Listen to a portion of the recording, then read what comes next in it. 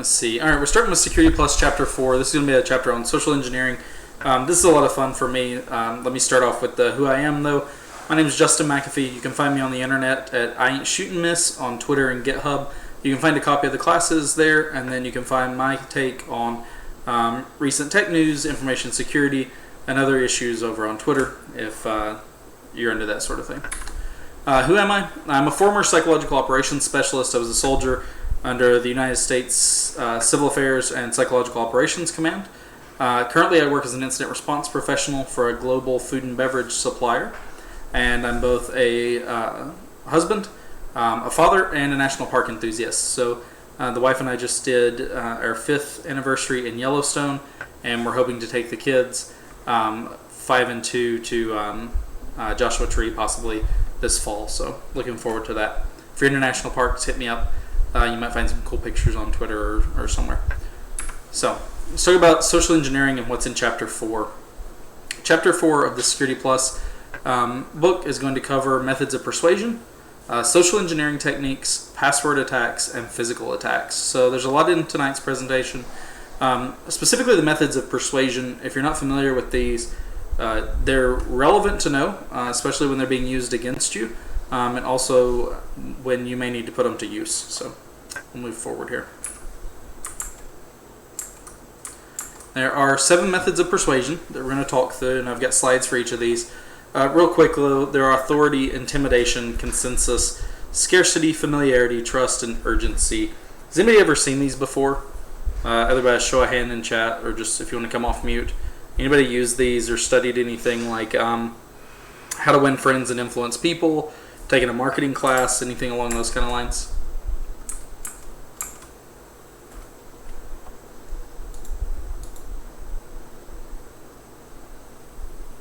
Nobody? Okay, cool. We'll keep going. You're going to get to learn about all of them today, so that's okay. The first one we're going to talk about is authority. So basically, these are the things that people are going to tap into in order to get you to do the things that they want to do. That's what these persuasive techniques are. And one of these persuasive techniques is called an appeal to authority. So basically, it abuses the idea that most people will obey people who appear to be in charge, assert that they're in charge, or appear knowledgeable, regardless of whether they actually have any authority. There's been plenty of, if you've ever taken any sociology classes, you may have seen some classic examples of this. But basically, an attacker may imitate an authority figure to gain compliance. We'll look at some additional versions of this later on, but we see this with people who pretend to be police officers in order to get what they want, people who pretend to know the manager at a restaurant or at a retail store or something like that in order to try and get people to act a certain way. It's also really common in a really popular scam called Bazaar Caller.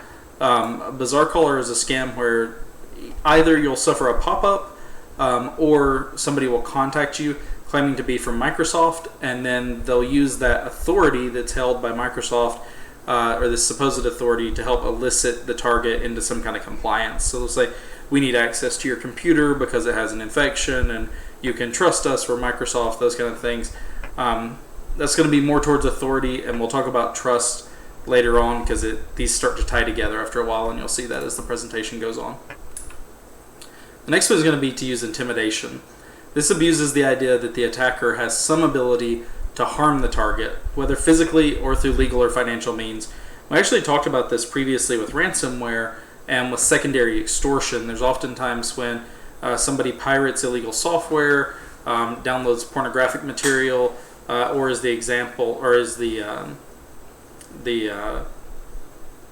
train of thought left my mind, is the victim of a secondary extortion where somebody's ransomwared and then their emails are stolen and embarrassing details from their emails, maybe about office romantic affairs or about financial spending or something like that they wouldn't want people to know about, then they're extorted, right?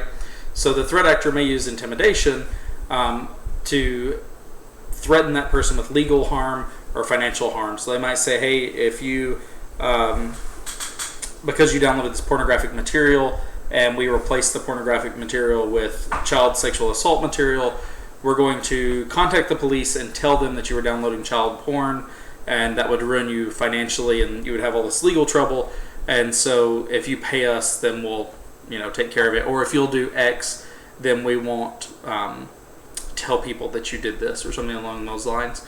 An example of this is scammers often imitate the FBI or police department to convince targets that they have outstanding warrants that can go away for a small fee. So I've seen this one a lot, where somebody calls and says, hey, I've got a warrant out for your arrest, and I'm the detective on this case. And if you wanted to just slip me some money, I could just make all these troubles go away. Or something similar where they claim to be from the IRS and they contact the user because there's been a big tax problem and that would result in their arrest, and they need to send money in the here and now. If you're in cybersecurity and you're in the call today, have you ever dealt with this with one of your clients, either at work or in your personal life? I know just about all of us end up being the go-to person that somebody calls when these kinds of things happen. Have you run into these?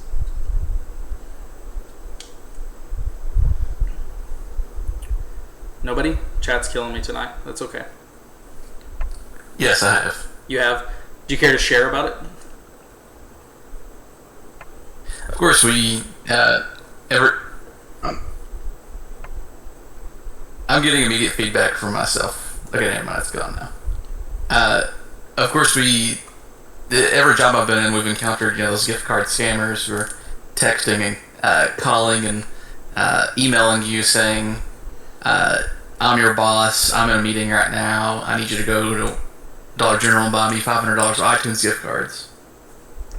Right, because of course you do, right? Of course my boss would ask me to go and buy hundreds of dollars in iTunes gift cards. That makes absolutely logical sense. No, obviously it doesn't. We hear that and we think like, wow, that sounds ridiculous. But in the moment, and we'll talk about this, in the moment when these scammers are attempting to use intimidation, if we're not prepared for this tactic or we're not familiar with it, then it may be likely that we're not doing as much critical thinking as we should be, and we end up falling prey to these kind of things. So let's take a look at the next one. And thanks for sharing, Viewer. I appreciate it. The next one is consensus. This can be targeting a user's feeling of belonging. This can be effectively used by showing that others are also participating in the activity. So I wrote up a little example conversation. The threat actors may use the name of other users who fell for a social engineering attack to try and legitimize their behavior. So they may say like, oh yeah, you can check with Susan. We worked with her on this issue before. And you do. You try and be... you try and do the right thing and you follow up on it, and you may say, hey Susan, did you work with Microsoft? And she says, oh yeah, they got me all squared away. They called and talked to me. And so they may use this consensus or this idea that everybody else is doing it, so of course it's safe for you to participate too, right? Or safe for you to take whatever action as well. Next one's going to be scarcity. This wasn't used in advertising a lot. It can be used in other scenarios to make something seem more desirable by describing its rarity. So you may get an email or something similar that says, hey, we are doing this for our first X number of customers. You need to click here, and if you do that, then you're going to get some kind of prize or something like that, or something beneficial is going to happen for your company. It starts to play on your ego and esteem and your desire to get a good deal and to be seen as intelligent, right? So you may fall victim to one of these. This plays on the target's fear of missing out, or FOMO. FOMO is super motivating in the Western world. A lot of people are really afraid of missing out on what's in the consensus, right? Like we saw on the other slide. And so they may be willing to participate in an activity for fear of missing out on it, or it being like a limited quantity or something like that. Think about QVC, if you remember the Home Shopping Network, or HSN, the Home Shopping Network. They would use both consensus and scarcity. So they would say X number of people have ordered this thing, and also we only have X number left. And so, of course, people who are susceptible to those techniques of persuasion would dial in quickly because of FOMO. They had a fear of missing out. And then one of the last few is familiarity, right? This persuasion technique is very, very effective and depends on you having familiarity with an organization or individual. This is like the example that VRIF gave a moment ago, where somebody may pretend to be your boss or a colleague or a friend and ask you to complete a task or forward a number. I saw somebody fall prey to this recently, where they got a Facebook message from somebody, and the Facebook message said, hey, can you give me your number? They gave them their phone number, and they said, hey, I had to send a code to you, can you forward me that code? And the person gave up their two-factor authentication code in that conversation because it was a friend who had messaged them, and they believed that their friend was still in charge of the account, and so they ended up getting hacked themselves. So this can be using social engineering, where you're working, representing yourself as someone else or on behalf of someone else that the target will have familiarity with. And then similarly, like familiarity, trust expects that the target has a certain implicit trust with the personality the threat actor is imitating or organization, and uses that trust to help build ever-increasing compliance. So if you've ever seen this one before, there was a famed televangelist named Peter Popoff. He used to use this technique where you would send him $1, and if you send him $1, he would claim to be blessing you, and he would send you back like $5, and then under the auspice that if you sent him more money, he would multiply it, because God would multiply any money that you gave. And so you would send in $1, he would send you 5, you would send 7, he would send 10. You would keep going until you got into the hundreds, and then they wouldn't send you back any money anymore. And they would keep the large amount of money that they had worked you up into, because they continued to build trust as they went. And then finally, urgency. This is simply put that something must be done now, and the target has to be the person to do it. So it's used in combination with intimidation and authority. I pretend to be your boss, like Vera was saying earlier, and I need you to go get me gift cards now because I need to solve this problem. And if you don't get me those gift cards, then you may have legal trouble or financial trouble because I'm going to fire you and you won't be able to pay your bills. So I've ended up using urgency, intimidation, and authority. Before we go on from these, are there any questions about any of the styles that we looked at, or any of the different types of persuasion that we talked about? Give it a second. I'm in chat, and then of course you're welcome to come off voice or come off mute at any time and ask. Let me throw these up real quick again so that you guys can see them all. If you missed on the 7 we've talked about are authority, intimidation, consensus, scarcity, familiarity, trust, and urgency. Again, the links and the slides will be available in the GitHub after this. So if you missed these and you're taking notes, don't worry. Leave yourself a mark so that you know that you missed something, and you're welcome to come back to this point in the video or in the slides to check it out. So I talked about this a little bit earlier, but one of the things that makes these types of persuasion so useful is that humans tend to be very, very bad at reacting. We don't do reactions very well. There's 2 types of thinking, and there's like system 1 thinking and system 2 thinking, which I'm butchering that. That's not exactly what it's called. But basically, system 1 thinking is like your breathing, your flinch reflex, and a bunch of other things. And humans tend to be really good at those reactions, things that we've practiced, but those reactions don't take into account a lot of information. They're very snap decisions that happen almost with their subconscious brain, and they cause us to try and move out of harm. Lots of times when someone's trying one of these persuasion tactics, what they're trying to do is they're trying to bypass your critical thinking skills. They want to get past your logical and empirical mind and tap into that subconscious response, right? So I need you to do this now. If you're not used to people yelling, then yelling at you may be something that works.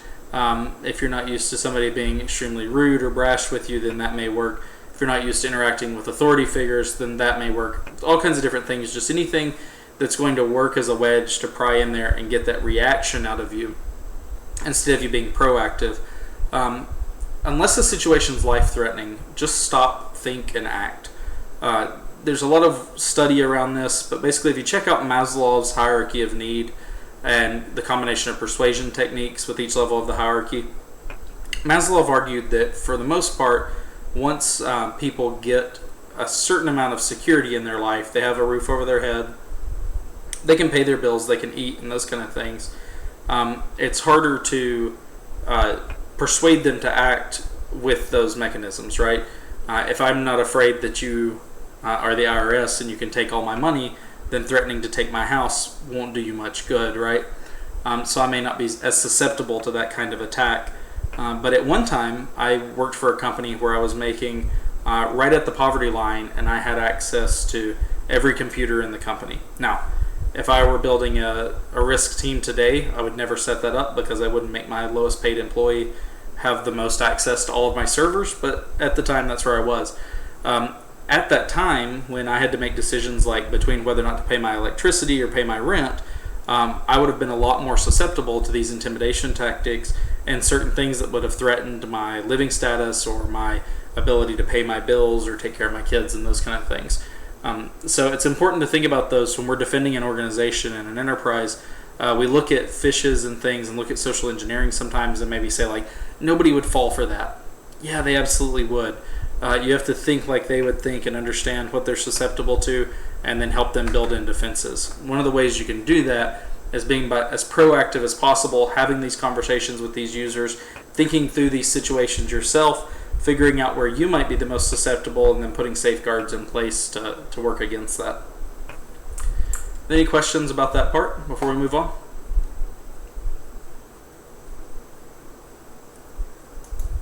Cool. All right. So we're going to look at 8 social engineering techniques. Some of these break down into additional techniques, but for the purpose of the exam, even though there's other forms of persuasion and there's other forms of social engineering, these are the 8 that they've decided you need to know, and of course the previous 7 are the 7 techniques that they need you to know.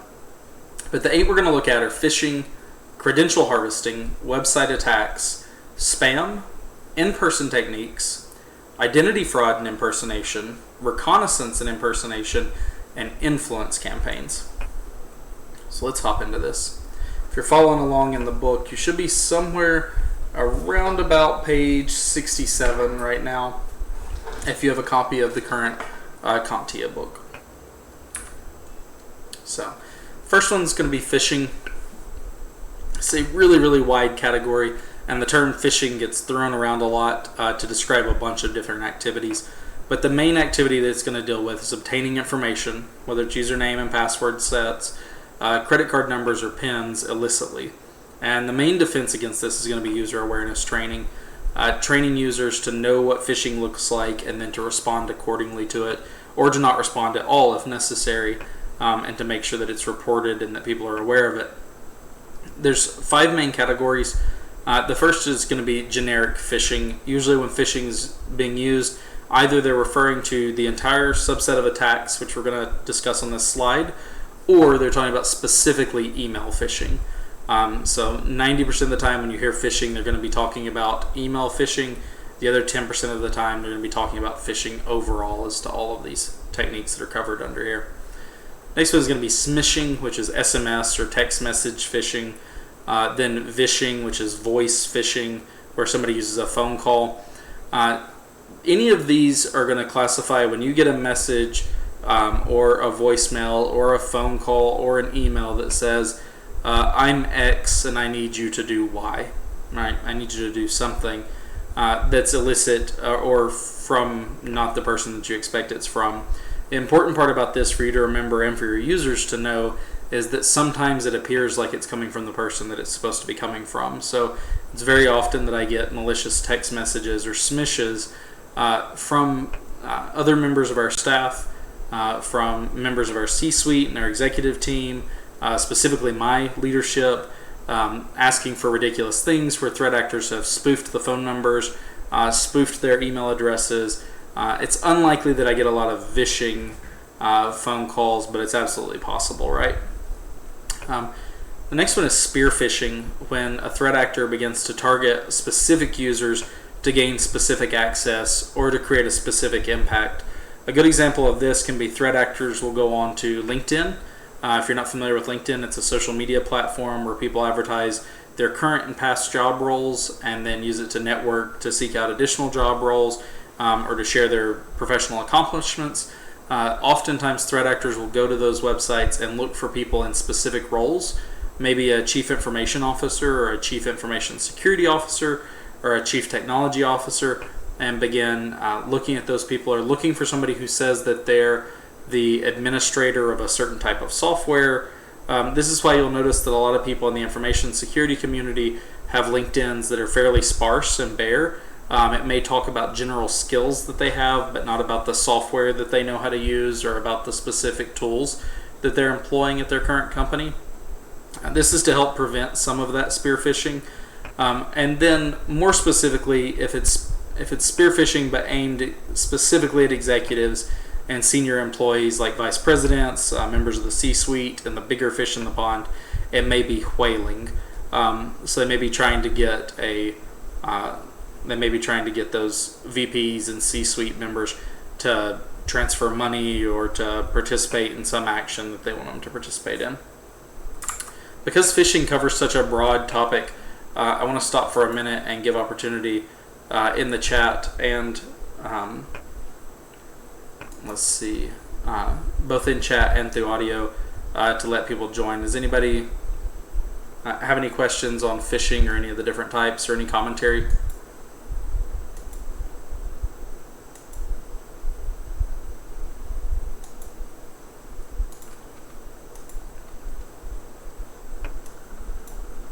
No, that's okay.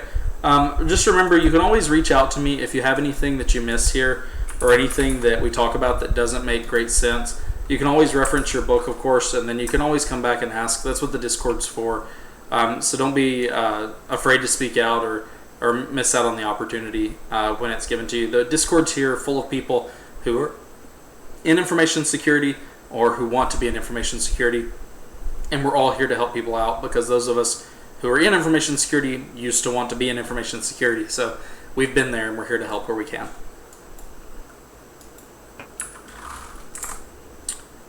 The next one we're going to look at is credential harvesting. So this one's interesting. It's a process for social engineering that collects username and passwords. And the defense against this is to use multi-factor authentication. I know some of the students are familiar with it because we've talked about it in a previous class where they brought up examples and said, like, is this like when I log into my Google account and it asks me to click a button on my phone or something? And yeah, that's exactly what it is, right? You're using some other factor like your phone or a PIN or an email or a link that somebody provides you in order to provide additional authentication factor. So working with credential harvesting, multi-factor authentication and encryption of credential stores, as well as monitoring of user activity, are going to be our best defenses. But let's talk about what these actually are. So credential harvesting is often accomplished through phishing. It can occur through theft of credential stores, which we'll talk about a credential store in just a moment. And it's used to gain access to systems as a legitimate user of that system. Sorry, I thought I cut the feed for just a second. That won't be out of the recording, but at least the chat didn't have to catch the sneeze. Also, Legacy, I see where you've reached out and said that somebody was looking for the link. I've sent them a direct message of that now, so they should have it. Oh, cool. Somebody said in chat, I had someone try and get my bank info once, and I realized it was too late. Do you want to expand on that? Was it a phishing attempt, or was it voice attempt, SMS? How did they contact you, and what set you off, or what made you realize that it was not your bank?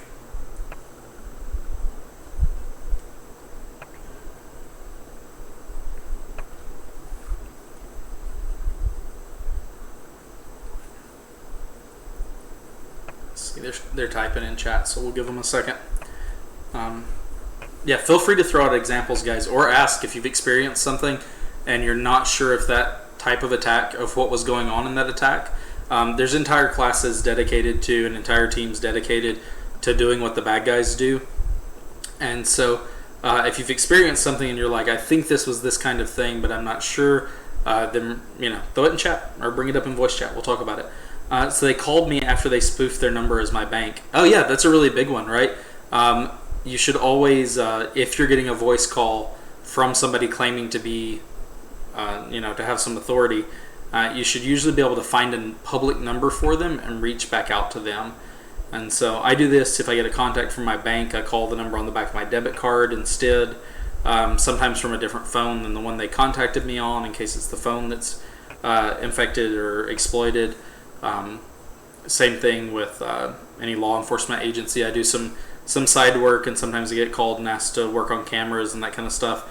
if it's a detective that I don't know, or if they're asking me to recover something and I'm not familiar with them, I may reach out through their department and ask to be transferred to their desk or something that'll help me confirm that to avoid that. So yeah, good on you. To just be vigilant, right? Nobody from any organization should be contacting you to discuss your financial information, etc.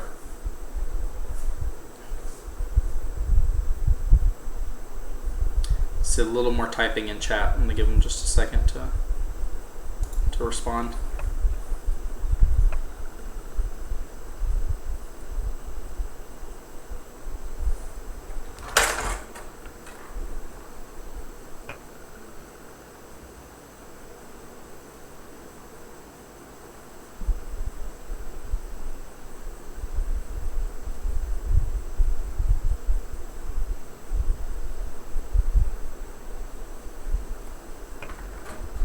Hey, Morgan made it. Yeah, when I looked further into it, they were trying to use a bank verification number exploit.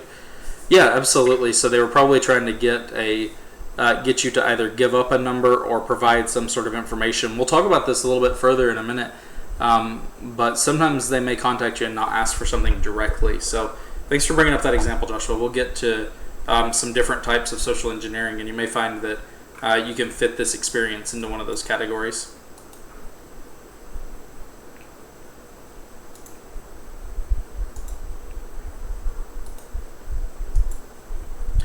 And Morgan, I see you joined us, man. If you don't mind to mute your chat, thanks, man. Perfect. Then there's also, you're welcome to talk if you have a question or you need to bring up a topic, or you're welcome to use the chat as well. So, all right, so let's talk about credential harvesting. This is something that we see the most often accompanying phishing emails. 90% of the time, we'll have a user who receives a phishing email, and the email says, "Here's that document you asked for," or "Here's an invoice," or "Hey, did we send this?" or whatever, right? So it may be like an email that looks like it's from your boss and it says, "Hey, did you send this?" And then when you click on it, it takes you to a website that looks like a normal website that you might need to go to access documents, especially in an enterprise environment that relies on a lot of Microsoft 365 things. It'll often take you to a Microsoft 365 login page. What happens from there is once you put in your username and password, or one of your users puts in their username and password, it then submits that username and password back to a website, what we call a credential harvester, as just a place to sit until they can get access. The bad guys can get access to those usernames and passwords and then try and log in as you. One of the reasons why in the defense category we have monitoring of anomalous user activity as one of the things to know when this is happening is because often after they get a good username and password set, they'll try and use that username and password very quickly. We've not talked about it before, but now's a good time to talk about it, I guess. A lot of these threat actor groups that we discussed a few classes ago are actually part of very large organizations of organized crime who have special teams, essentially, that work different things. So you may have a team of programmers who work on sending and building the credential harvesting websites, and you may have a few people who work on developing the email campaigns that are going to be sent out and the different phishes. You may have a team that works on what's called initial access. So once they get a username and a password, they check to then make sure that they can actually use that username and password. And then they may not attack you any further. Instead, they may turn around and do something that's called initial access brokering, where they'll like sell your username and password to another organization. Right, so they may advertise on the dark web, which we've talked about before, and they may say, "Hey, I was able to get the username and password of this administrator who works for a financial organization in the United States that handles over $1 trillion in finances a year," right? And then they may auction off that set of credentials. So one of the things that you can watch for, if you're a defender, if you're one of the good guys, is for something called impossible travel, which is where your user logged in from Detroit, and then 15 minutes later they log in from Madrid, or from a device that they've never logged in from before. So maybe that user logs in from a Mac this time, or logs in from Firefox, and they usually log in with Edge or Chrome, or like I said, new locations, right? It's not always impossible travel. Maybe a new location, maybe they logged in at 8 that morning from Detroit, and they log in at 8 at night from Madrid, and you're like, well, you could make the flight in 8 hours, but I know that Steve's working in the office and he was going to his kid's ball game tonight, or whatever whatever sets off that clue in your head that something's wrong. Obviously, you can do this in an automated fashion. There's tools that'll do this correlation for you and look for that anomalous user activity. But also, if your company doesn't have those tools, you can always do those yourself. You can even check this on your own accounts. Lots of times, if you go to Facebook, Twitter, your bank, you can pull up a list of devices that the organization's aware of and a list of locations that you've logged in from. And you can see if there's any weird devices that have accessed your account or any new locations that have accessed your account, and then kick them off. Another thing that can happen with credential harvesting is theft of credential stores. So a credential store is anything that stores credentials, and credentials are generally usernames and passwords. So lots of times bad guys will steal credential stores. They'll break into a web app, or they'll break into a server and steal a database of username and password combinations, and then they'll do some stuff with those, and we'll talk about that here at the end in the password attack slides. Let's see here. And again, credential harvesting is going to be used so that the bad guys can gain access to a system as if they were that legitimate user, right? Any questions on credential harvesting? Cool. Let's keep it moving. Next one's going to be website attacks, and I apologize. It looks like we got a little cutoff right there at the bottom. I'll go back and fix that. But website attacks are attacks against websites to help perform credential harvesting or to deploy malware. We talked about malware in a previous class, so if you're familiar, it was malicious software, right? It was a whole swath of different tools and different techniques that bad guys could use. You can go back and watch the previous video if you're not familiar with those. But basically, there's 3 key attacks that they can use against a website. One is called farming, and this is technically expensive. And when we talked previously, we said that we would never keep the bad guys out. It was always a game of trying to make it not if we got breached or hacked, but when we got breached or hacked, right? An attack's inevitable. How bad the attack is and how long you can stave off an attack are the important things. And in that, we said that we wanted to make it as hard as possible for somebody to attack us. We wanted to raise the bar as high as possible. And that's what I mean by making something technically expensive. It means the amount of tech or software or like technical knowledge that goes into performing a farming attack is relatively expensive or too difficult to achieve, but it can be done. So a farming attack will most often redirect users from a legitimate site to a malicious site using something like a DNS alteration. We talked about the CIA triad. We talked about confidentiality, integrity, and availability. And then we talked about the DAD triad, if you guys remember. Does anybody know what a DNS alteration? Well, I guess I gave it away. Sorry. The A in DAD is alteration. So this will be changing the integrity of the DNS records. It's fairly difficult to do nowadays. Most DNS is protected. It's a lot easier to accomplish on a single device, so tricking a laptop or tricking something like that into going to a wrong site. But basically, once the user's been tricked into going to the wrong site, then they're either going to receive malicious software onto their computer, or they may be presented with something like a login page that looks like their normal bank page or something like that, where a credential harvester is present, right? Something that's going to grab those credentials and send them back to the bad guys. So that's a farming attack. The next one is a lot more easy to perform. It doesn't require any technical knowledge whatsoever. It costs about $3, and you can go and do this attack. This attack is called a typo squatting attack, and it uses website name misspellings in order to trick users. You may have seen this if you ever went to google.com by accident. You meant to hit 2 O's and you only hit 1, or you meant to hit 2 O's and you hit 3, and you ended up on a website that looked kind of like Google, but it wasn't quite right. That's a typo squatting situation. I actually own a typo squat. I bought Microsoft.org previously, and for some reason Microsoft doesn't have this one purchased. So because of the R and F's location on the keyboard, I went ahead and bought this one up because it's likely that people are going to visit my site, right? If I put my own blog out there, or if I host this class out there, or even if I go and put ads out there, it's likely that people, when they're attempting to key Microsoft, might accidentally hit the R when they hit the F key, and that could be pretty lucrative for me. Or I could host malicious material or anything along those lines. It's not technically illegal to perform typo squatting. It's a fairly relatively often used attack. We've seen it as far back as when people were using phone books, right? You could go into the phone book and put in AA accountants and AAA accountants and quadruple A locksmith or whatever, and if you go to look them up, you'd see there's 4 companies all named close to the same thing, and which one do you go to? Or the First Baptist, Second Baptist, whatever, first, haha. So any questions about farming or typo squatting before we get into the next attack? Water holing is a little more interesting. It's a little more technical of an attack. Cool. All right.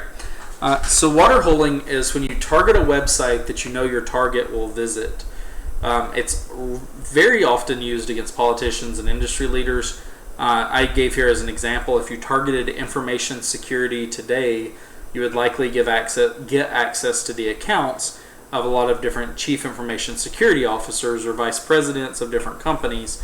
The reason being that it's likely that chief information security officers or information security personnel are going to be visiting a site like Information Security Today that targets this field, right? And so if you know that people are targeting, or if you know that people are going to visit your website or a website, it's easier to attack that website instead of attacking your target directly. I actually saw this coming out of South Korea recently. There was a newspaper in South Korea that published a daily version of the paper, and the bad guys had broken into the newspaper's website. They were hosting malicious content on the newspaper's website, and then they would take it down later on in the day. So the idea was they would just have it up in the morning under the suspicion that different industry leaders and people who like to read the news would be on the website early in the day. They would visit the website, they would get infected, and then the bad guys would pull down their malicious software in order to cover it up or reduce the chances that it would be detected. So are there any questions about the watering hole attack?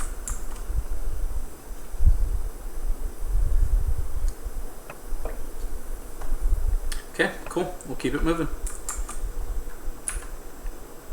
Next one's just going to be spam. This one's easy. It's trash emails that use persuasion techniques to try to get you to buy a product, click a link, download a file. This one, in my opinion, is too close to phishing to be described as its own thing. But lots of times, spam emails aren't the result of a specific threat actor. It can be legitimate advertising or legitimate mailers in order to try and get you to, like I said, buy a product, click a link, or download a file. Often, if you're working as a security professional, you'll be asked to include spam in your purview, like within the realm of things that you help control and defend against. Because spam and phishing are so often so closely related that it's good to block both if you can block either. Additionally, there's something called spam. If I ever hear you say this, I'll smack you in the mouth. This is ridiculous nonsense, and you have to remember it for the test, and it's the dumbest thing I've ever read, and you will be laughed at and ridiculed endlessly if you ever use this term. Spam is apparently spam over instant messaging. There's even a note in the book from CompTIA that literally says, like, this is ridiculous. Not exactly what it says. I'll read it to you. It says, quote, "Some of the terms on the Security Plus exam outline are relatively uncommon, and spam is one of those. When you encounter one of these terms, you should make sure you know the definition for the sake of the exam, but you shouldn't feel like you need to become an expert on rare and outdated technologies and techniques to pass the exam." So the guys who wrote the book are even slamming CompTIA on this one. This is stupid. Don't say spam. But remember it for the test. Questions about spam?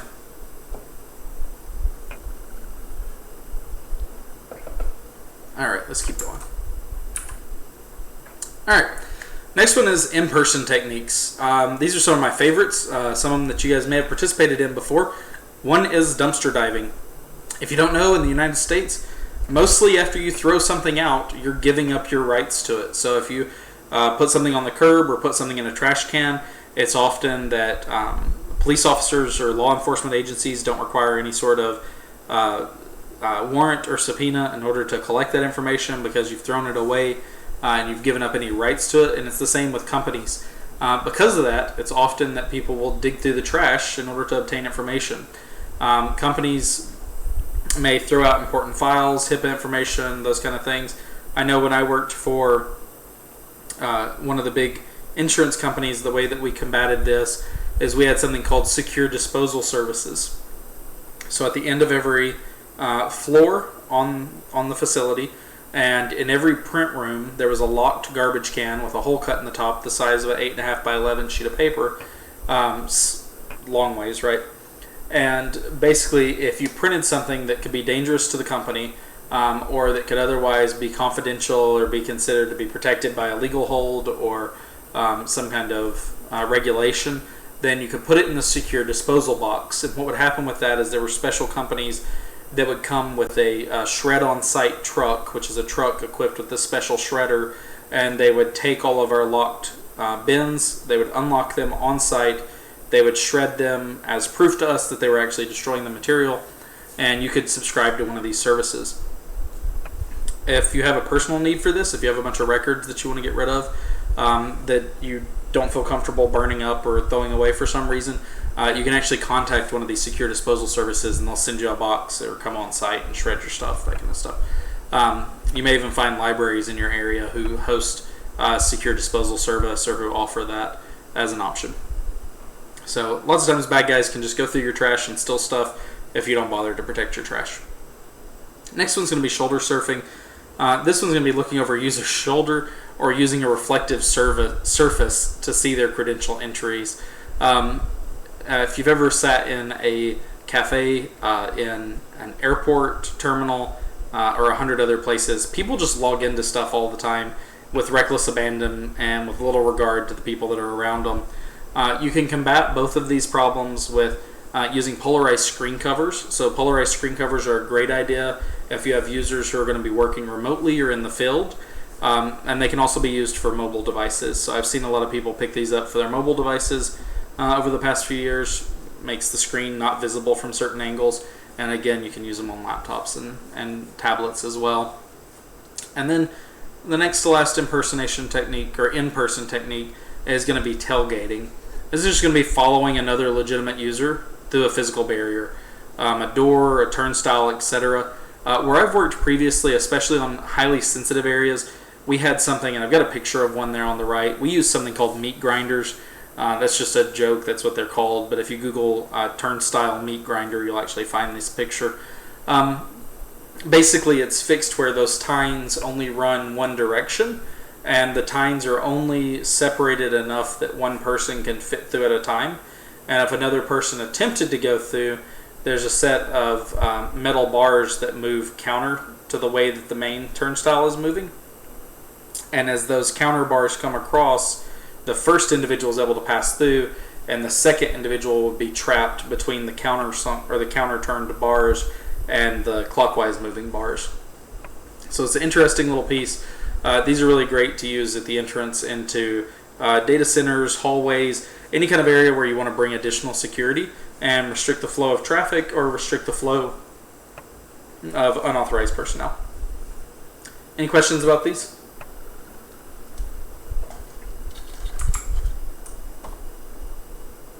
Okay, cool. Next one's going to be eliciting information. This is another one of those times when the book and the test decide to do something weird. There are two vocabulary terms that you need to know. One is prepending, which is here on the screen, and one is pretext. And you're gonna hear about pretext a lot more often than you're gonna hear about prepend or prepending. But this technique, for the sake of the test, deals with eliciting information. And I told you guys at the beginning of the presentation that I used to be a psychological operations specialist. And one of the things that we used to do as part of that psychological operations training is we would attempt to prepend targets or lead targets in conversation to discuss topics without their knowledge. It's actually a really fun game that we used to play. We used to go to restaurants and places, and we would be given a task. Somebody might say, hey, go up to that person and find out if their grandmother has a cat. and you think that's ridiculous. Like, how am I going to find out if that person's grandmother has a cat? They're not going to tell me about their grandmother. But they will. They absolutely will. People love to talk about themselves. They love to share. They love people who are engaging. Again, if you've not read How to Win Friends and Influence People, I suggest you go and read it and take a look at the levels of persuasion or the techniques of persuasion and Maslow's hierarchy of need. But basically, we would go and talk to that person and steer the conversation as best as possible in order to gain information about a specific topic without their knowledge. We'd then do something twice as creepy and just admit afterwards what we were doing, and then ask them if they were able to determine what information we were seeking, and kind of explain what our jobs were. And it was just an interesting way to talk to people and meet people. But if you did it well, then even after you'd had the conversation with people, they wouldn't be able to tell you what information you've been trying to seek out from them. And this is used across the world in different human intelligence branches, interrogation branches, and that kind of thing. If you've ever watched an old detective movie, the detectives might perpend somebody by going into the room and saying, "Oh, I can't believe that she was shot in the face or something," and the suspect says, "She wasn't shot in the face." And they say, "How did you know that?" And they've tricked the person. They've got them to give up specific information without giving their information. Another 2 ways that the book says that you need to know pretending for the test, or prepending rather, is adding information to email details, known as an email header, which is kind of like the envelope of an email, in order to trick anti-spam tools, and then adding information as part of another attack to manipulate the outcome. I've read that second bullet about 100 times this week. I've looked and Googled for information around that second bullet. I can't find anything around that. So if there's anybody in chat, or if you're watching this on YouTube later, or you're reading the slides on GitHub and you know what bullet point 2 is talking about, can't find any additional information. The authors of the textbook don't appear to give any more. So there we go. But for the sake of this, if the book asks you what is prepending, you need to know these 3 things. It's the last time I'm going to gripe about the book tonight, I promise. Maybe. We'll see. Next one's going to be identity fraud and impersonation. It's going to be using pretexting as one of the types of identity fraud and impersonation, which is when you use a pretend situation to justify contacting a target, right? So you say, "Oh, hey, I was looking for you." Now, that's a really quick way of using pretexting, right? Were you looking for them? No. Did you need to get their attention and get them engaged in a conversation? Yes. They can get a lot more elaborate than that when we talked about the other scams, using something like you have a warrant out, or you filed your taxes incorrectly, or anything like that. All those are pretend situations, right? If the cops call you, you don't have a warrant. If the IRS calls you, you don't owe taxes. Most likely they're going to communicate with you via some kind of official means. But those are all pretexting, using pretend situations to try and justify contacting a target, right? One that in chat was mentioned earlier was the bank problem, or the bank contacting you. Lots of times the pretext that scammers will use when they're doing bank fraud is they'll contact you and say, "Hey, somebody tried to get into your account and we need to confirm it's you." And you think, "Oh crap, I don't want people into my account." That absolutely taps into those persuasion techniques. I don't want this to occur. I need to do something about it. There's urgency. So let me give you whatever information you need in order to help me, right? So it's breaking down trust, familiarity, urgency, authority, all those different things in order to try to get you to act now. Identity theft, pretty straightforward. We all know identity theft is not a joke. It's pretending to be a specific person or role to gain access or compliance. So in some cases, most cases, this can be illegal. Pretending to be somebody that you're not in order to gain access to somewhere you're not supposed to be. Lots of times, in order to prevent such severe consequences, somebody may not pretend to be a specific person. Instead, they'll pretend to be a specific role, right? So they may show up to a business and say, "I am not John Smith, who works at the cable company.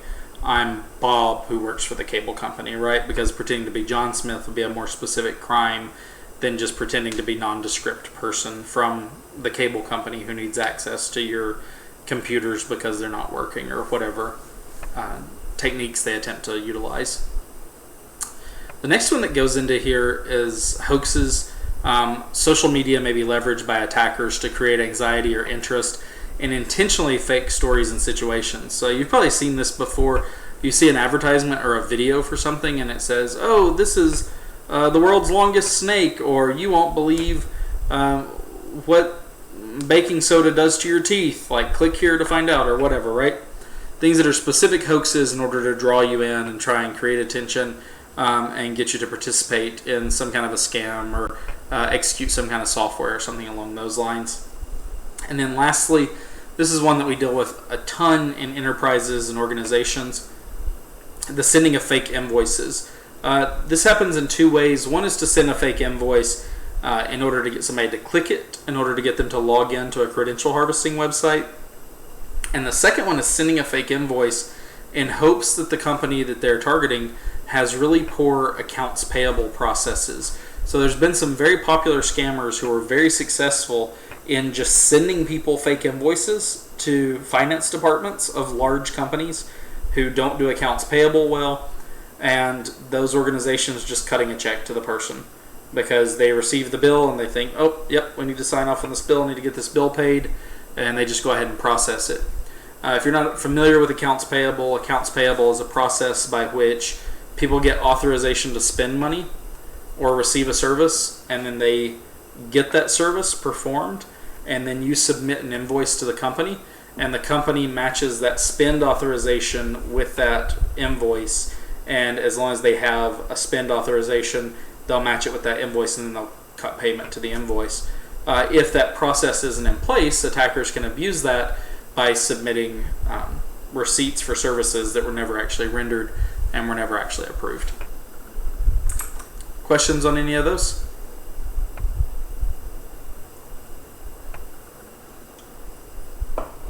Okay, cool. Move to the next one.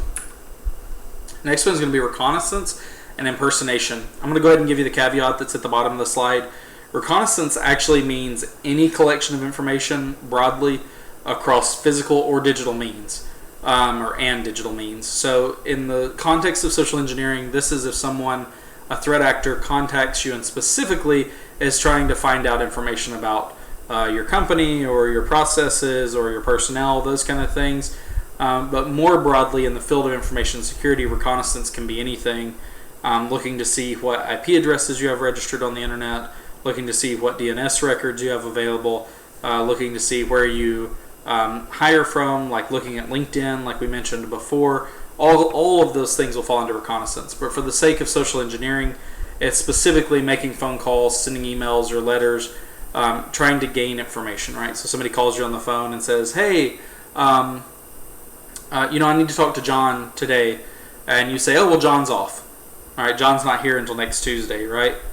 And so then they know, oh, okay, well, nobody can confirm that John's said to do something or not. So now I can use smishing and email all the employees or text all the employees and say, hey, this is John. I know I'm off until Tuesday, but can you go ahead and make sure you pay that bill? Here's the account number or something like that. All of those would be examples of where somebody had done reconnaissance to find out information and then bolster the legitimacy of their attack, right? It can also be done on-site and in person as well. You could absolutely go to somewhere that you were targeting, look at the people coming in and out, find out what their dress code was, find when people usually arrive, when people usually leave, what kind of equipment they use, like what type of laptops or phones they usually issue their employees, so that you could emulate those things and then make your attack appear better. And then lastly, we have influence campaigns. This is something that's near and dear to my heart as a former psychological operations specialist. Influence campaigns deal with using social media specifically to the book, but in reality it could be social media, it could be mailer campaigns, it could be television ads, it could be radio, it could be talk news, it could be industry news or industry talk groups or think groups, any of those kind of things. But basically leveraging, for the sake of the book, leveraging social media to create a certain belief and ultimately an action out of the target, right? So you want your target to do something. In order to get them to do something, you need them to believe certain things are true. We used to talk about in psychological operations that we didn't really care what our target audience believed as long as whatever they believed gave us the behavior that we wanted. So influence campaigns are not concerned with what you believe to be true, but whether or not you act on what those beliefs are. So this can be coupled with social media and other online mediums. The book does keep it specific to social media, and it's part of something called hybrid warfare. Hybrid warfare has went on for decades, but this is the latest shifting definition of it, and it's the definition you need to know for your exam. Basically, it's any competition between groups, whether they be nation states or organizations or whatever, short of kinetic action. Kinetic action being like soldiers actually shooting at each other and blowing things up. That includes cyber warfare, propaganda, and information warfare. And so, as a psychological operations specialist, I had to deal with this, and it was very interesting to come across into my first information security role and be talking to our management staff and our vice presidents and things, and saying, hey, we're seeing this kind of behavior from these nation states, etc., and it's causing this kind of behavior and belief within our users, and we're worried that our users are going to do X, Y, or Z. So we need to change up our security posture. We need to discuss what this means for the business. So even though it may not seem like something that you'd have to deal with a lot in information security, it is still a part of the overarching digital warfare umbrella, right? So any questions there, directly to the text or to any of the things I've shared so far? We're going to hit a break in just a moment. We're almost at our halfway point. And so if we have any questions about the first half of material, I want to touch on those before we continue.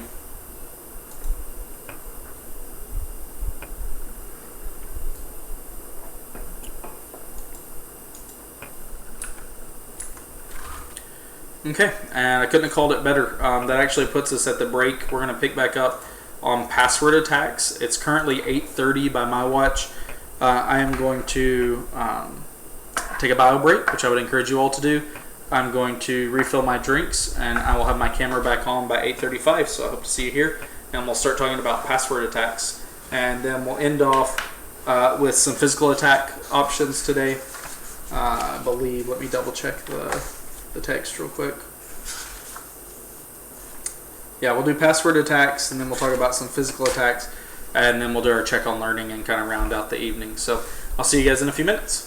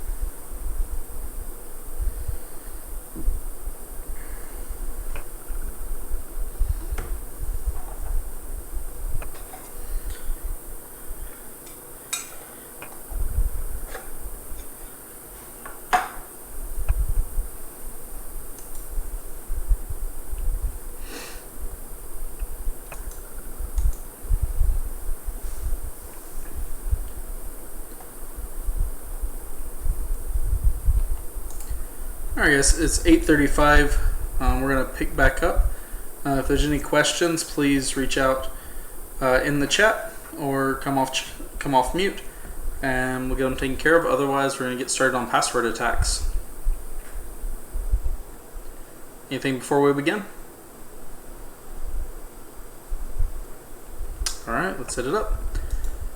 So password attacks are going to cover three different categories. One's brute force, one's password spraying, and one is dictionary attacks. And we'll go through and talk about each one of these. But basically, these are going to be attacks on either live systems that are online or offline. We have a whole slide on that, but this could be, for the sake of when we're discussing these, this could be on a system like Facebook or Twitter or your bank account somebody's trying to log into, or it could be something that's being performed against a credential store that's been stolen. And so we talked about credential stores earlier in the evening, where credential stores were databases of username and passwords that have been stored in one way or another. So remember that these could be taking place against those different options. Most likely these first three, though, we're going to be dealing with live or online attacks. So we'll look at brute force. This one's pretty easy. If you want to remember this is a lot of passwords against a single account. So you're going to take as many passwords as you have, however many there are, and you're going to keep trying them against a single account until you get a result on that account. So this may be like sitting down in front of a piece of software that you've forgotten the password to, right? Maybe you forgot the password to your email because you never have to log into it because it just works on your phone. And you say, well, I know my password's usually my dog's name and usually my year of birth, so I'm going to put in Mr. Boots 1990, and we'll see if that works. Well, that didn't work. Well, sometimes I use Mr. Boots 1991 exclamation point or ampersand or hashtag or whatever, right? And you sit there and you start going through your passwords until you try and find one. This can be done manually, like I just described, where you're trying to get access to an account. Or it can be done with really complex rule sets. So if you go to register for a website, and that website says you must have a password that's 8 characters long, but no longer than 13 characters, and it must have a number, and it must have an uppercase character, and it must have a special symbol. There's actually some really cool software that bad guys have created in order to take those rules and then build up and start trying passwords from any different number of places until they find one that meets those rules, and then try it against an account. So this is usually going to be targeting one or few accounts with many password attempts. So they're going by the idea that if we try all the passwords, eventually one of them is going to probably work. Anybody ever done this to try and get back into one of their accounts? They know that they set their passwords to like the same thing normally, and if they just keep trying, they'll eventually get it. Everything that Mom has signed up for is one of like 6 or 7 different combinations with either our deceased dog or our current dog. It's a huge mess, and we have to reset the password every single time we try to log into a new. Perfect. Yeah, that's a great example. So, and you hit the nail on the head. As a defense against this, what lots of companies will do is just say, hey, those are all passwords. They are passwords. They're just not your password, and you've tried too many times, and you're going to have to go through this whole reset process in order to get it taken care of. Not in this class, but later on, I think, maybe I'll check the textbook later, maybe it's in here, we'll discuss password management and secrets management and how we can do that more easily so that we're not using our dead dog's name number 1, or I love kid number 2 or whatever things are going on in your password life, right? So yeah, brute forcing, absolutely, you should be familiar with it. You've probably done it. If you've ever done computer repair for people that weren't information security professionals, I know I've done this a lot. I've had people call me out and say, hey, can you come work on this computer? I go to work on the computer, and then they say, the password's either, and then they just start naming off a list of like passwords that they have available, right? Yeah, absolutely. So Legacy said, this is the reason you're only allowed 3 attempts on most services before the account is locked and you have to contact customer service. Yeah, absolutely right. If if not, otherwise a bad guy would just keep trying and trying and trying. If they get infinite tries, they'll eventually get in, because that's how math works. And even though we think that there's like an infinite number of passwords, in reality, once they start to apply those rule sets, the number of available passwords shrinks to a manageable number for them to be able to use these advanced attacking and automated attacking techniques. So yeah, absolutely. Next one is going to be flipping that idea on its head, knowing that the math is there, but knowing that I'm going to be stopped after a few attempts. What I'm probably going to try and do is something like this, is where I attempt a single or a few passwords against a lot of accounts. Now, this can be done manually. You could go and try and sign into a bunch of different accounts and keep putting in things. I've definitely done this with my parents' accounts. I know my parents have like a generic password that they use for their streaming services, right? And I don't pay for all of the streaming services that are out there. And so sometimes if I'm looking for something, I might put in that username and password combo on Disney Plus, and then also use it on Netflix, and then also use it on Peacock and then Hulu to see if it has what I'm looking for, right? To see if I can get to where I'm at. So I'm using the same set of credentials, which that's actually a poor example. Don't listen to me. That would actually be password or credential stuffing, and we'll talk about that in just a minute. It's not in the book, but I'm going to go ahead and cover it since I brought it up. Password spraying instead would be like me looking at 10 different accounts, 10 different email addresses, and trying the same password on all 10 of them, hopeful that one of those 10 would be using that password, except ramp it up from 10 into thousands, right? This can be done manually. It's most often done with advanced automation, though, and threat actors may pair information from reconnaissance to identify emails, different usernames, etc. What I mean by this is the bad guys may take a look and see that Bob Smith publishes his email address on his LinkedIn, and let's say his email address is bsmith@yourcompany.com. Then all of a sudden we know B. Smith's username, right? An email, presumably, based on that. So we start looking around and we find that on LinkedIn there's 1,000 people who work for your company, and it's pretty good odds that they're using their first letter of their first name and their last name is their username, right? It's also pretty likely that unless you're doing good password security, that somebody is using the word password as their password. So what I might do is write a script that takes a look at LinkedIn and pulls everybody's first initial and last name that works for your company, and then tries to log into your company's portal as their first initial, their last name at yourcompany.com using the password. Now, it's unlikely that that's going to work, but I've got 1,000 attempts to get it right, and you're only going to see, as the good guys, if you're watching for this to happen, you're only going to see one failed password attempt per user. So unless you're looking to make sure you see all the attempts and correlate that information, you may never catch me or may never see that I'm doing this.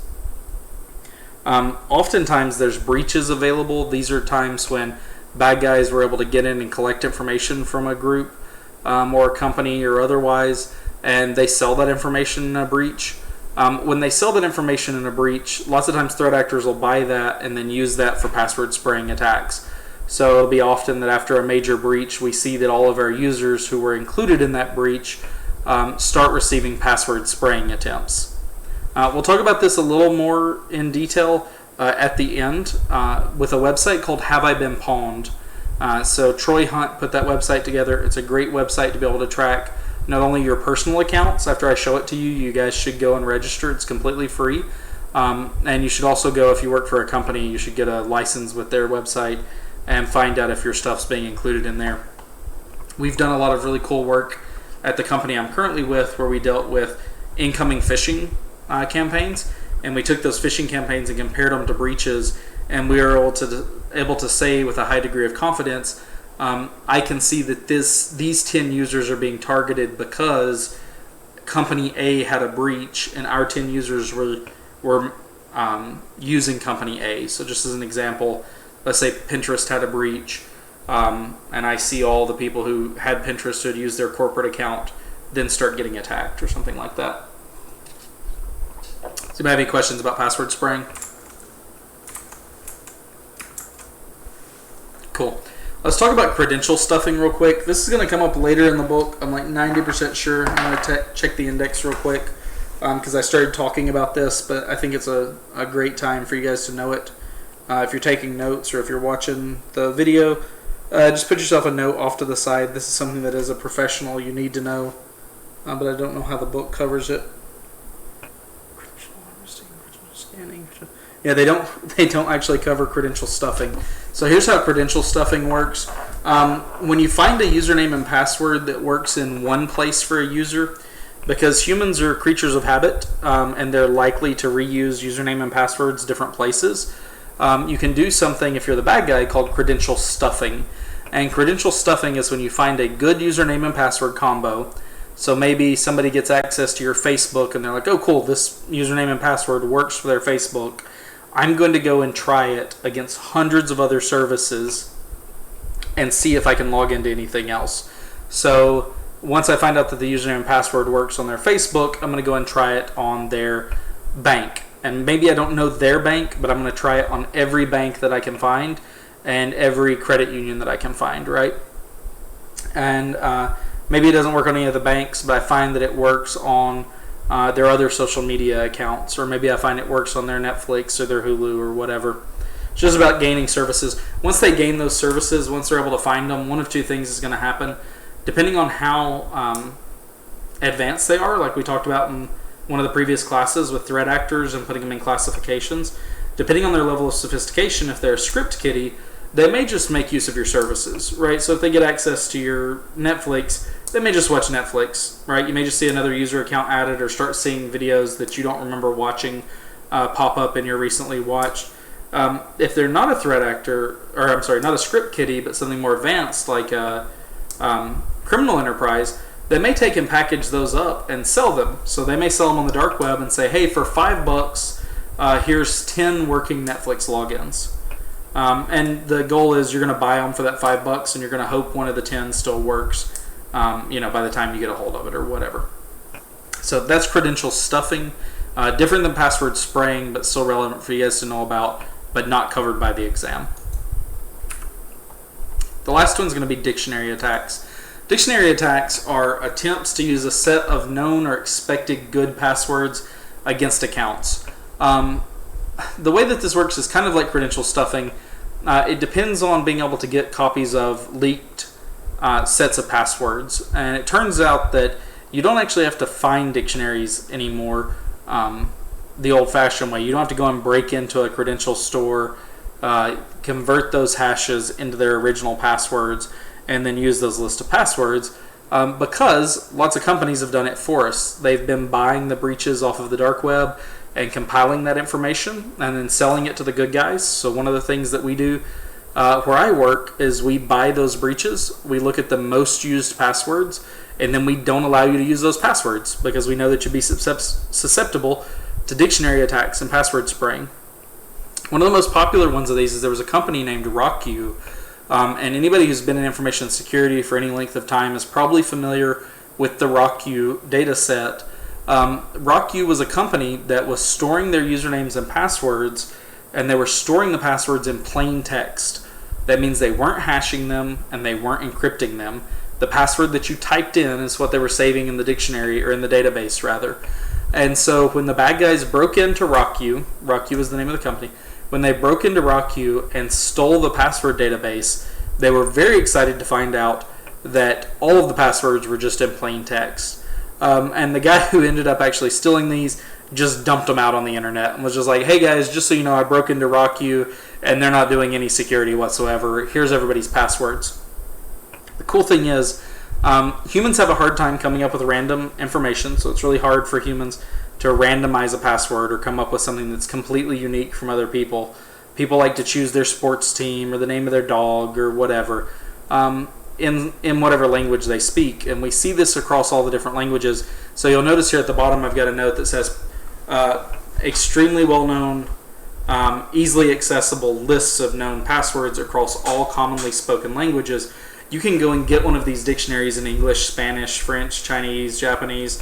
Some companies even publish their dictionaries at the end of the year and say, hey, we made all of our users change their passwords, but these were the top passwords this year.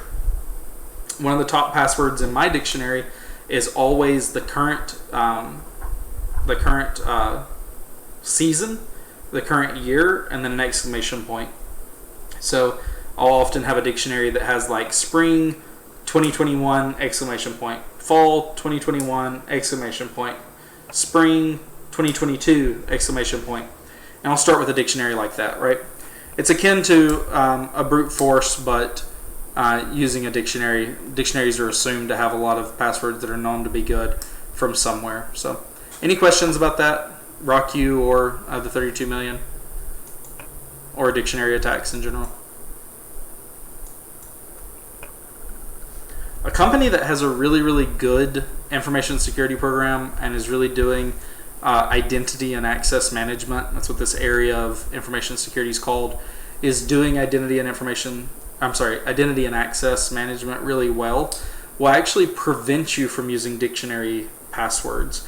So they'll have these passwords loaded into their password tool, and when you try and set your password to that, it'll just say no, you can't use that because we know bad guys are using it, and we know that they'll just find you if we do that. You can also, if you're interested in being an identity and access management professional, there's a lot of other cool things coming out right now, like where you can put custom dictionaries into password tools so that they won't accept those either. So like I configure the company that I work for, I've configured it so that they can't use the name of the company in their password because I don't want them to use company name 1 as their password or company name 2021 or 2022 or whatever. So, all right. We're going to talk about password cracking for a minute. Password cracking can happen in one of two ways. The ways that we've been talking about so far are mostly online, meaning that they go to a live system, they go to a login screen, and they either manually start logging into it or they execute some kind of script against it. These can be quickly identified for a couple of reasons. One, if you have many failed login attempts with the same password or the same source location, that can be a quick way to notice it. So I won't notice if one user fails to log in one time, and honestly, it's too technically expensive for me to go and research that. I don't have the time or the personnel to research one person failing to log in. So what I would do is in my correlation or my logging system, I would correlate and say, hey, if you see a lot of failed login attempts, more than X number, and they're all using the same password field or same password value, or they're all coming from the same login location, then send me an alert, because that's likely an attacker attacking an online system. So you may have an idea of what kind of attack they might be using if we're seeing that. Again, it was one password to many accounts.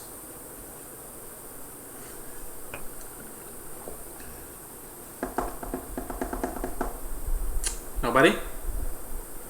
You've disappointed your sensei, and you've brought dishonor on your family and your cow. Password spraying, right? So you'll be using one password or a few passwords against many accounts in order to try and get in, and that'll be easy to be seen if you're watching those logs and doing the things that you need to be doing as a good guy. Another option is if you see many failed attempts by a single user, which I apologize, it looks like I'm blocking that slightly on the stream. But many failed attempts by a single user, then that's most likely going to be related to a brute force because you're seeing somebody run through a number of passwords to try and get into something. So more specific to password cracking is offline password cracking. And this is when attackers can get a hold of a cached copy of a stolen credentials store. This can happen a lot of different ways. You may not realize it, but your laptop and your phone store a copy of your password either directly or in a hashed form in order to know what you're typing in is correct, right? You put in your password, you expect the device to unlock and work when you put in your password. If it doesn't know what the password's supposed to be, then it obviously can't check those. So what will happen often is an attacker will get a hold of a device or a lost or stolen computer, those kind of things, and they'll be able to extract that credential store from the device and then take it to their own computer and start working on it and trying to break it.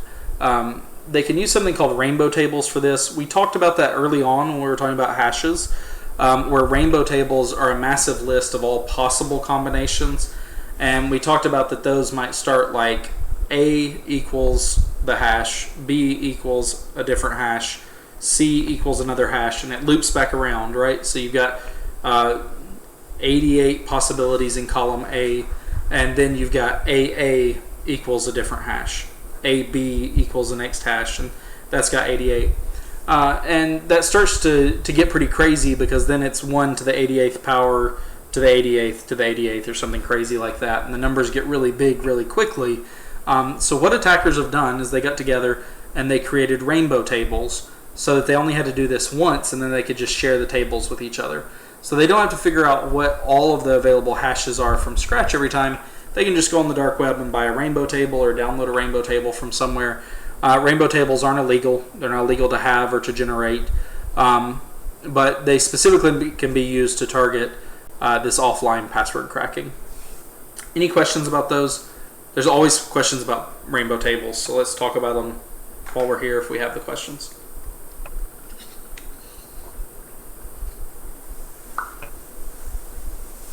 Going once? Gone twice? Okay. We'll talk about something else really quickly then. There's something called John the Ripper. Jack the Ripper. Let me go to it in the book so I can tell you guys exactly where it is. But there's a password tool that you can utilize.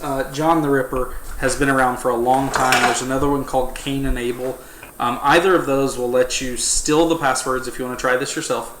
You can go to the John the Ripper website. It'll walk you through how to do this on your own computer. But basically, you can steal the password off your own computer and then run it through a dictionary or rainbow table attack to learn how to do this and see how the bad guys do it. So if you want to understand a little bit more about that topic, page 74 in your book talks about John the Ripper, and then also has some links to the John the Ripper website and some examples of showing you how bad guys would do that. This is one of the reasons why we want to make sure that devices are always encrypted, whether it's laptops or mobile devices, so that in the event that they're lost or stolen, these credential stores aren't recoverable by bad guys. While hashes have a finite number of possibilities, which is how we get these rainbow tables, encryption, generally speaking and practically speaking, does not. Encryption works off of any key, and that key creates a near infinite number of possibilities to unlock. And so encryption is a much, much better solve for these problems. However, encryption is very slow, so hashing something into a hashed value is a lot faster, and why people tend to use it more. Alright, we're going to talk about some different physical attacks. There should be a header here that says physical attacks, so I guess we'll fix that in a little bit too. But there's a couple of different physical attacks that are available. One of the most popular physical attacks in media and movies and that kind of stuff is the use of a malicious flash drive. So these might be dropped or they might be delivered to somebody. This is actually super, super effective if you're the bad guy, and is going to be a super pain for you if you're the good guy trying to defend against this. People's curiosity just gets the best of them. They just can't help it. And so threat actors know this. They know that people are curious. They know that people want to know what's on the little box that they got. And so threat actors will take these cheap little USBs and they'll set up an auto run attack, which is the first thing we're going to talk about. An auto run attack just takes a normal off-the-shelf USB drive and puts a malicious script on it that says on execute or on plug-in, execute this bad code. So they put a virus or a worm or whatever they want to onto the jump drive, and then they drop or deliver the jump drive. So you ever been walking through a parking lot and you found a jump drive and you thought, I'll pick that up and take that with me. I can use it later, or maybe I'll plug it into my computer and see what's on it. There's a good chance that a bad guy was getting you to do what they wanted you to do. They knew you'd pick it up. They knew you'd be curious, so they got it for you. We see this a lot with people trying to gain access to computer systems of specific companies or enterprises. This is a super technically inexpensive attack to perform, right? I can get a bunch of these off eBay for very little money. It's very simple to copy the scripts to them, and then I just sprinkle them around a parking lot. leave them around in different places where people are likely to find them and think somebody's dropped them, and then wanting to be the good Samaritan or just wanting to be nosy, they pick it up and plug it in, and it's got something else on it that gives me access to their system.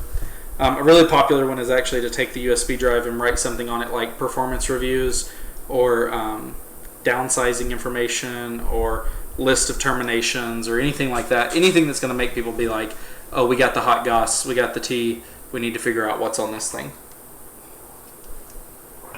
So, any questions about auto run on malicious USB drives? Got a comment in chat. Let's see. You're always able to age someone by if they use zip, thumb, jump, or flash drive. So I'm 30, and I call this a flash drive all the time, or a jump drive. What are you guys in chat? If anybody wants to throw out their age and what they call it, maybe it's just a millennial thing to call it a jump drive, but you should know that these are actually called USB storage devices. That's the technical name for them. But it looks like the boomers who wrote the book called it a flash drive. So no offense, boomers. That's just what's on the test. The next one is going to be a bad USB attack. This is not a normal USB storage device. This is actually a special computer that's really, really tiny called a single board computer. And it can have a lot of different capabilities. One will be the collection of data. So you may plug it in and it may copy all the data off your device onto itself in order to transmit it somewhere else. It may do injection of malicious code or malicious software or of keyboard presses or mouse movement. So it can act like a user and pretend like it's typing and send information to the computer or move the mouse around. And it may have wireless network capabilities. So if you think about how small your phone's board is or how small the computer inside your phone is, and it's able to connect to the Wi-Fi, there's smaller devices like this that can do that. And those may be controlled by attackers who are nearby or within range of the wireless network and those kind of things. So bad USBs are another thing to look for. Another one is the USB rubber duck. I showed this to the in-class students the other day. A USB rubber duck rather, emulates an input device. So it acts like it's a mouse or a keyboard, and it'll run pre-programmed scripts once it's plugged into the computer. So you may plug it in and it will execute a command to download a certain piece of software, go to a specific malicious website, or any number of activities. It looks just like a regular jump drive, but when you plug it in, the computer sees it as a mouse and or a keyboard, and it'll execute this pre-programmed scripts on input. And then the last one is the newest and the most nefarious by far.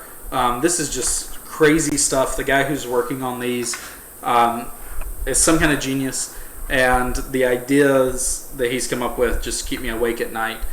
He came up with something called the Oh My God cable, and it originally targeted Android devices, or I'm sorry, Apple devices, and now targets Android and Apple devices. But it's basically a USB-C cable, and what he's done is taken a single board computer and placed it into the plastic housing that you see here that encompasses the end of the plug. And he's able to do this in such a way that it perfectly imitates Apple's chargers, the official Apple chargers that are sold, and the Android or standard USB-C chargers that are sold.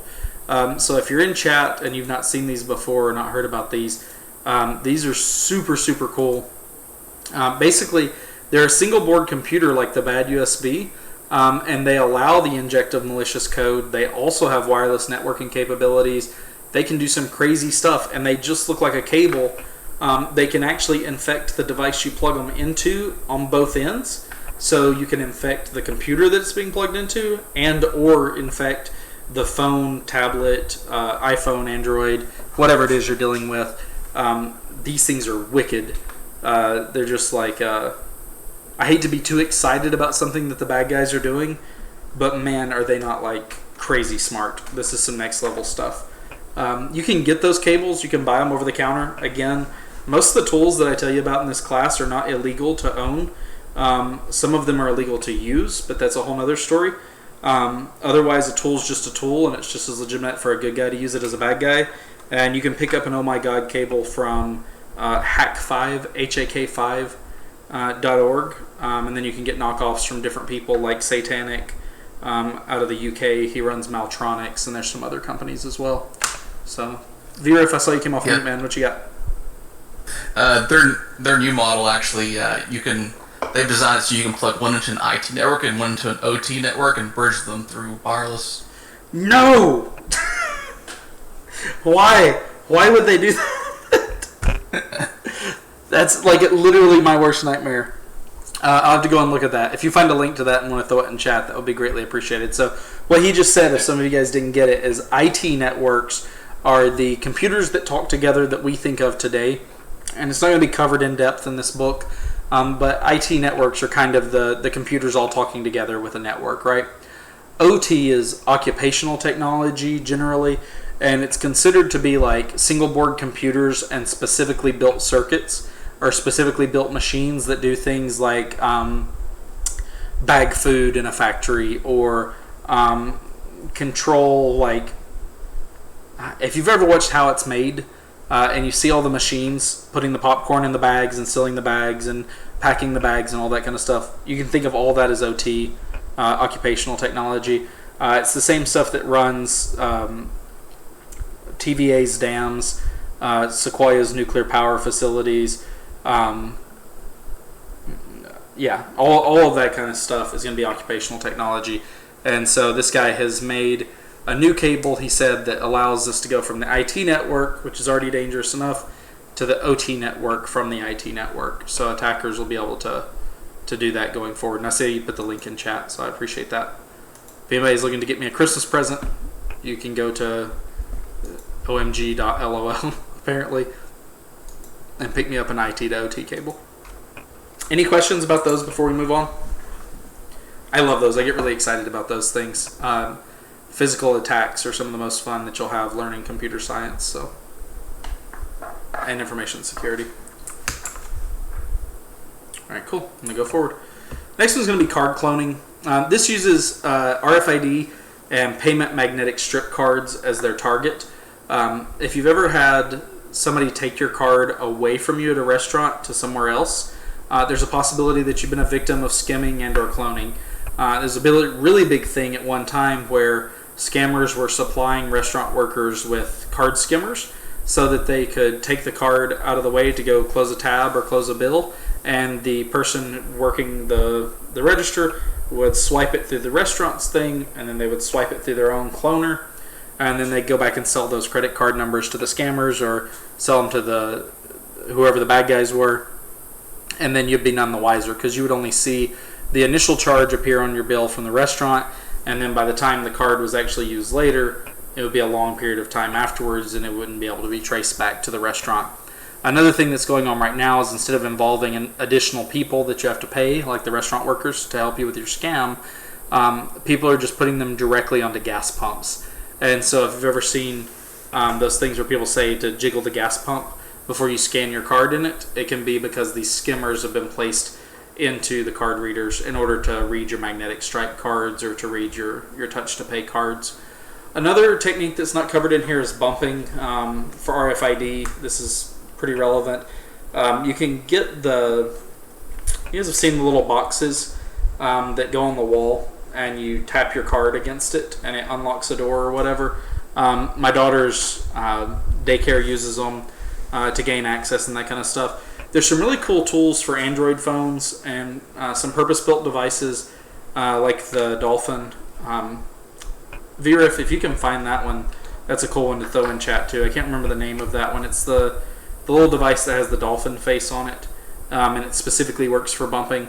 But basically you set it to a certain mode where you can scan, and in any RFID or touch to pay or touch to access card it comes in contact with, it'll keep a copy of those credentials on it, and then you can play back those credentials. So you'll be able to push a button, and then you'll be able to take that device and hold it up to the door lock or wherever it was supposed to be, and the device would present itself as if it was that card. This is really easy to notice if it's done on a physical card, if they actually clone from one card to another. There's enough security features on a standard debit card, credit card, that you can usually look at one, hold one, and realize that it's not the original or it's not a real one. But when they're doing bumping, those usually aren't as likely to be picked up because you're taking the device or a card, just a generic card that has that code written onto it, and then you're bumping it in order to unlock something. Let me see, we got chat. Yeah, there it is, Flipper Zero. I think Flipper Zero is taken from like Johnny Mnemonic, right? And that the name of the dolphin and the... Or am I mixing up my pop culture references and showing my age?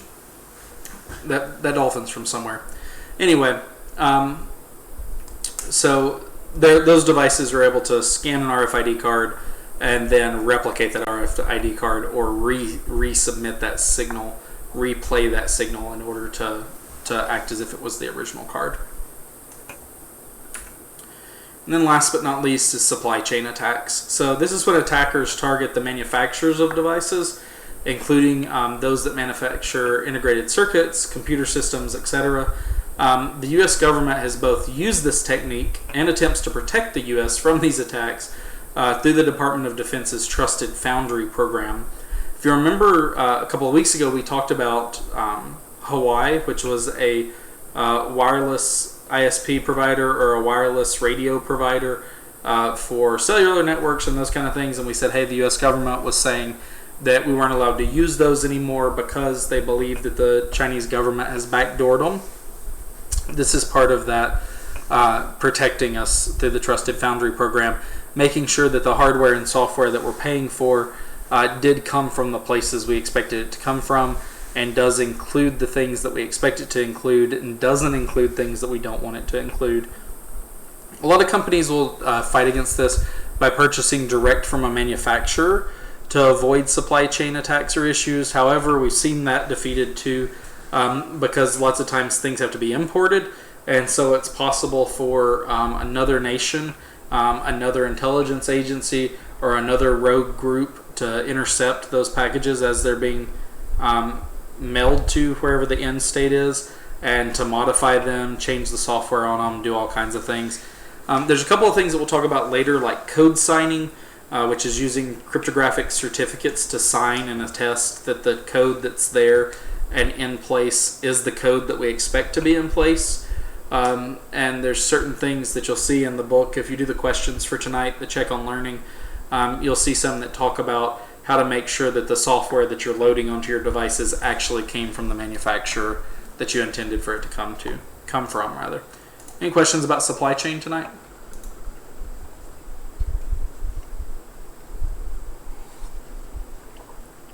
All right, now's your time to shine. Now's your time to come off mute or get in chat.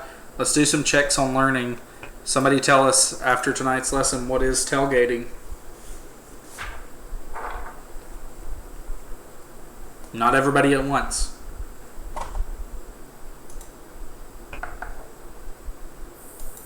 Tell you what, if you answer this correctly, I'll give you a free pass to my Security Plus class. It meets twice a week, Tuesdays and Thursdays. It's a completely free class. I'll give you a free pass to it. What's tailgating? Somebody? Come on, Vera, if you know. Tell them what tailgating is, man. Following in somebody who's authorized to enter a building, the door opens, you just follow them in. No, it's going out and hanging out outside the game, right? And having a beer and a brat before the game starts. No, it's exactly what you said, Viruf, right?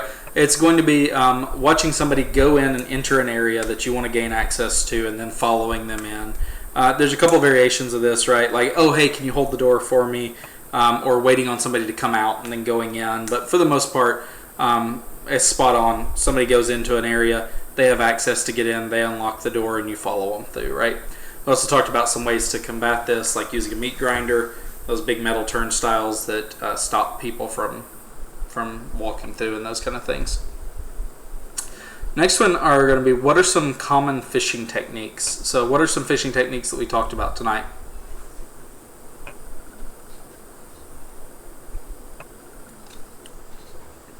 Well, some of the ways that somebody might get phished.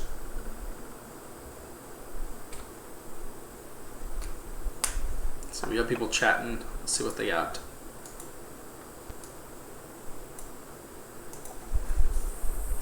Knight 3069 said spearfishing. Yeah, for sure, spearfishing. The idea that they go in and look at a bunch of people who work for an organization or who work in an area and decide to target that specific person or that set of persons because of the access or job roles that they hold, right? So it might be that I want access to a certain piece of software, and so in order to gain access to that software, I want to break into certain people's computers. That's going to be spear phishing instead of just hitting everybody at once. Which targets senior employees specifically? People like vice presidents, members of the C-suite, people who are going to have exceptional access or authority. Does anybody remember the name for that one?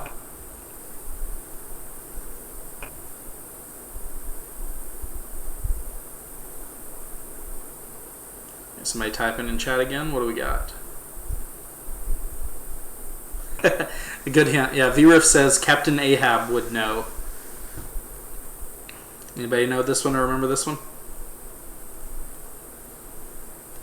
If you guys missed it, this one's called whaling. This is whaling. So like you're going after the big whales, you're going after the big fish in the pond, right? So this will target specifically CEOs, vice presidents, people with exceptional power or authority within a company. And then the last one, we got a little scenario here. You receive a text from your CEO asking for help. Of course, your CEO always texts you for help, right? What persuasion technique is being utilized here? We got some typing in chat. Let's see what we got.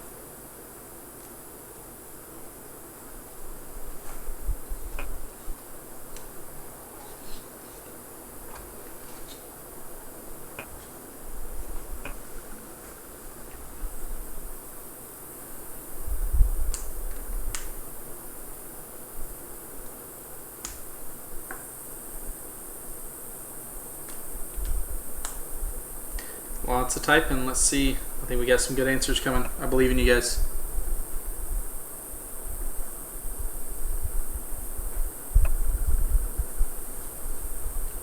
And then the next part of the question is going to be which phishing technique is this? So if anybody wants to answer that one or go ahead and jump ahead, you know that there was a specific phishing technique that we talked about that targeted text messaging that you needed to know for the exam.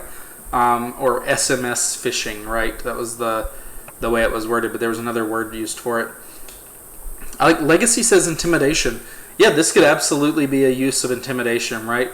I also like Knight 3069 says authority and or urgency, and I think we're spot on here. It depends on the attitude that they provide, right? Authority and urgency, absolutely, right? Because the CEO implies that there's some authority there. The help implies that there's urgency, right? They wouldn't be reaching out to you if they didn't need your help.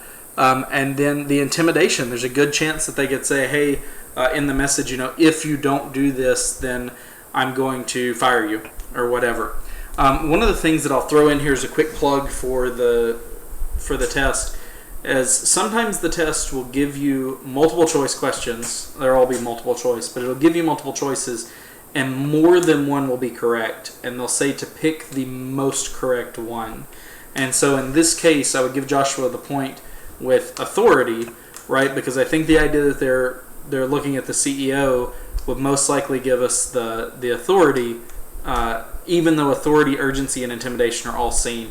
It's a really frustrating way to write a test, but sometimes we're having to look for the most correct answer instead of just the only correct answer. I think if we were given more context on this question, or if I had written more of a scenario base, then we might could have pinned it down more specifically. But absolutely, those are all types, and they're all at play in this kind of conversation. So this is really great. I appreciated everybody's time tonight. If you have any questions, please put them in chat or come off voice chat. I'm going to cut the recording and get this upload started.